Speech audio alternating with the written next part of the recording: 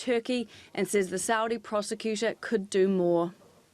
The statement by the public prosecutor of Saudi Arabia said that some measures have been taken regarding the people who were instructed to carry out the murder.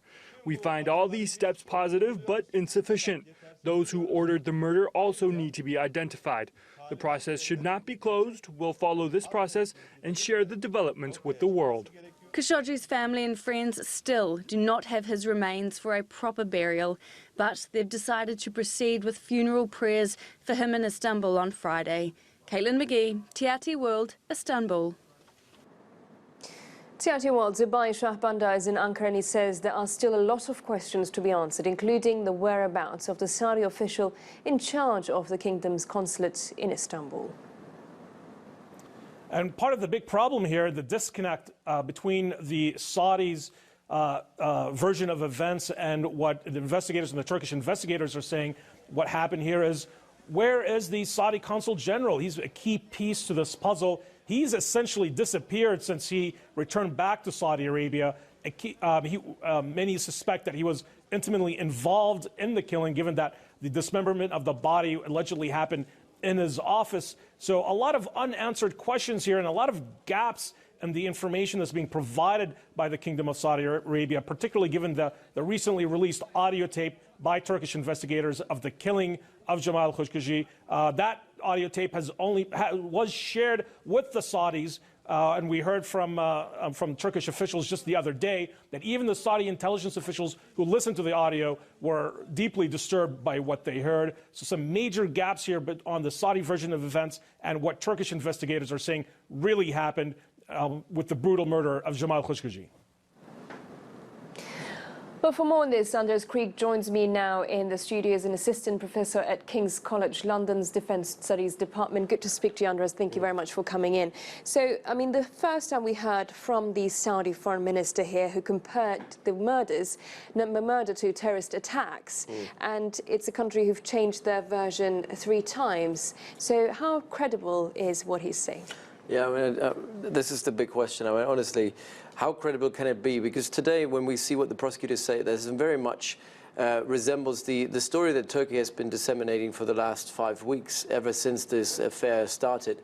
And now finally they came to the conclusion as well, Saudi Arabia officially, that he was killed in the consulate, he was dismembered in the consulate. So this story is increasingly becoming the story of Turkey that Saudi Arabia initially denied and said was false and was supported and politicized by Qatar, was politicized by Turkey in order to basically damage Saudi Arabia. Now they're turning around saying, actually, yes, the Turks were right, but Mohammed bin Salman is the guy who's not responsible for it. It's some rogue elements.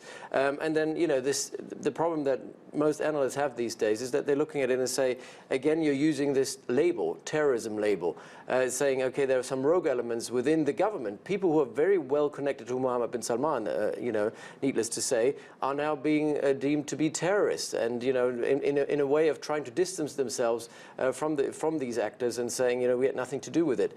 But how credible is it? Not very credible. I don't think anybody in the West is going to buy it. I don't think anybody in European and American capitals is going to buy it. But the question is, to what extent can this be sold to the public, the global public, as a story that is somewhat believable? And I think that's all what it takes. I mean, if the Trump administration and European leaders are happy with the story that everybody who is involved will be punished, just with the exception of Mohammed bin Salman, who is the crown prince, and as long as there is some sort of deniability that Mohammed bin Salman was not directly involved in it, as long as this story can be sold, I think people might be happy with it. So looking at whether the story is sold, we saw France saying it's heading in the right direction, but then again, when Turkey gave the audio recordings, it was the country who said we didn't receive them. We heard from Canada, Germany and the US. So how do you think the international leaders will act? Well, the problem with the recording is how it kind of got. I've spoken to people who've heard it, who all say it's genuine. They come from different countries, so by triangulating it, I think it's a true recording. The question is just how can Turkey make a recording within the consulate, which is protected by Saudi Arabia? So I think there is a bit of ambiguity about this because Turkey doesn't want to admit that they have that recording. So it was disseminated not officially, not to the public. It was disseminated within circles of the intelligence services of particular countries in the West. And those countries have received it, they have looked at it, and they came to the assessment that it is genuine. But again, this, from what I understand, this recording again doesn't incriminate Mohammed bin Salman directly. It incriminates people who are directly working for him. And when we saw today the prosecutor, he was naming one royal advisor as being potentially involved in this and being one of these 11 people being investigated.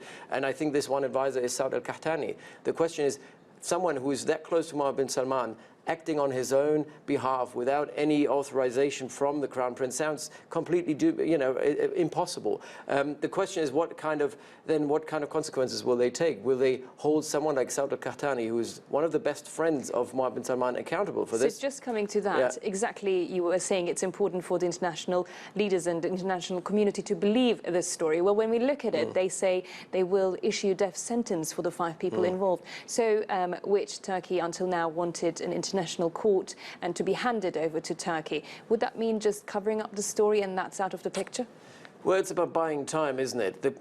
The story 4 weeks ago was everywhere, all the time, 24/7. Now, 4 weeks later, 5 weeks later, we're seeing it dying down, particularly in Europe. I think in America it's still somewhat of a story.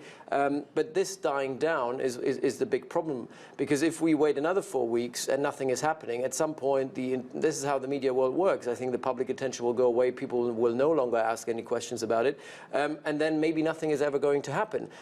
This is why an independent investigation with an independent prosecutor is so important in this case, because otherwise we can never trust this Saudi Arabia under Mohammed bin Salman, because he will stay in power, to come up with justice and actually justice being served. That is the big problem, I think, that most commentators will have. Well, we have to wrap it up here. Thank you very much for that insight, Andreas Krieg. Thank you. In our other breaking news from London, 2 cabinet ministers have quit just hours after the cabinet approved a draft Brexit deal. One of them is Brexit Secretary Dominic Raab. Raab says he cannot in good conscience